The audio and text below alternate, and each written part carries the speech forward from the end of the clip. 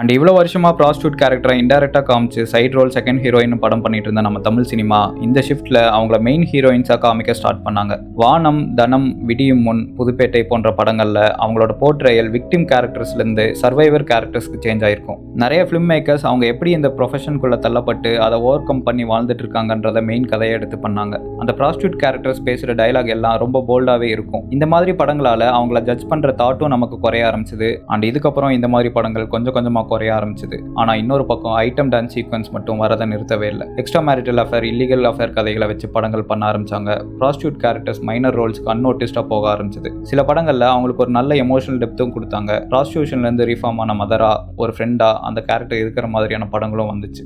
And இப்போ வர நிறைய கமர்ஷியல் அண்ட் கேங்ஸ்டர் படங்களில் மேக்ஸிமம் ப்ராஸ்டியூட் கேரக்டரை ஒரு மிஷன் ஓரியன்ட் டிவைஸாக யூஸ் பண்ணுறாங்க. அது எப்படின்னா வில்லன் கேங்குள்ள அந்த கேரக்டரை இன்ஃபில்ட்ரேட் ஆக வச்சு அங்கிருந்து முக்கியமான இன்ஃபர்மேஷனை தெரிஞ்சுக்கவும் ஆர் வில்லன் கேங்கை அவங்கள வச்சு டிஸ்ட்ராக்ட் பண்ணவும் ப்ரெசென்ட்டில் நிறைய ஃபிலிம் மேக்கர்ஸ் யூஸ் பண்ணுறாங்க. அண்ட் இந்த மெத்தடை அந்த காலத்துலேருந்து யூஸ் பண்ணிட்டு இருக்காங்க. எல்லா கேரக்டரும் அவங்கள பார்த்து டிஸ்ட்ராக்ட் ஆகிட்டே தான் இருக்காங்க.